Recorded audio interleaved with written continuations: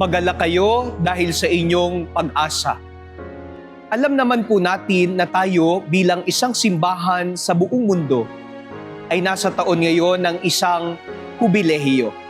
At ito ay may temang Pilgrims of Hope o Manlalakbay ng Pag-asa.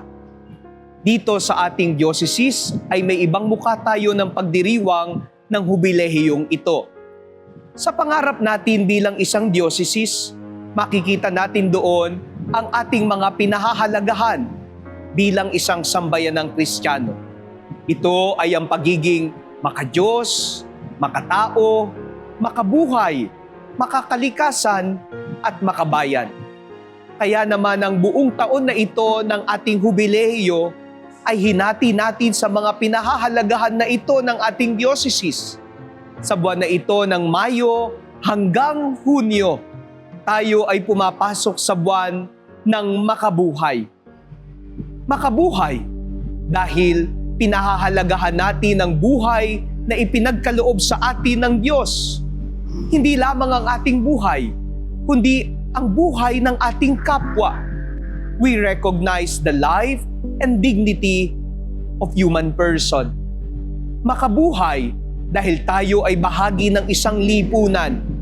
Dahil tayo ay nagmamalasakit sa ating bayan, ninanais natin sa lipunang ating ginagalawan ay mamutawi ang pagkakapantay-pantay at hustisya.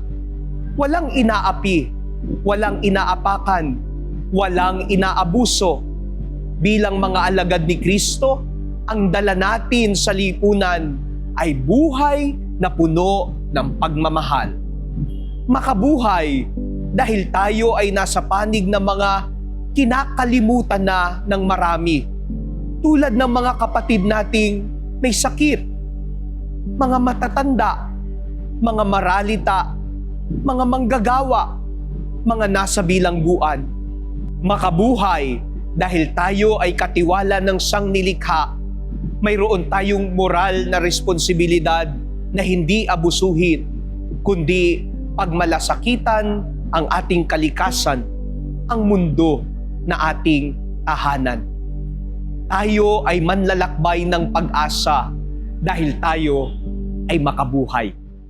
Noong nakaraang taon, sama-sama tayo sa isang matagumpay na programa ng Caritas Imus. Ang sapat dapat para sa lahat. Kapag labis-labis, may nahahapis. Sinubukan natin na mag-declutter ng mga gamit natin. Natuto nating bitawan ang mga sobra-sobra na material na bagay sa ating buhay. Matagumpay ito dahil marami tayong nakiisa sa programang ito ng sapat dapat para sa lahat. At makalipas ang isang taon, marami na pong napuntahan ang inyong mga ibinahagi.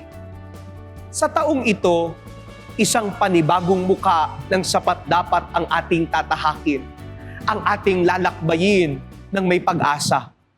Pero bago tayo dumako sa puntong iyon, ay magandang sama-sama muna nating lakbayin ng may pag-asa ang mga panlipunang katuruan ng ating simbahan o ang social teachings of the Church.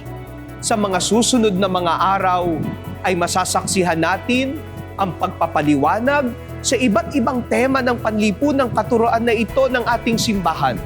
Sama-sama nating tuklasin ang mga katuruang ito upang sa gayon ay sama-samang mamulat ang ating diwa at kalooban sa itinuturo ng ating pananampalataya. Sabi nga sa isang sikat na awitin, walang sinuman ang nabubuhay para sa sarili lamang. Lahat tayo ay may pananagutan sa isa't isa. Muli, tayo ay manlalakbay ng pag-asa dahil tayo ay makabuhay.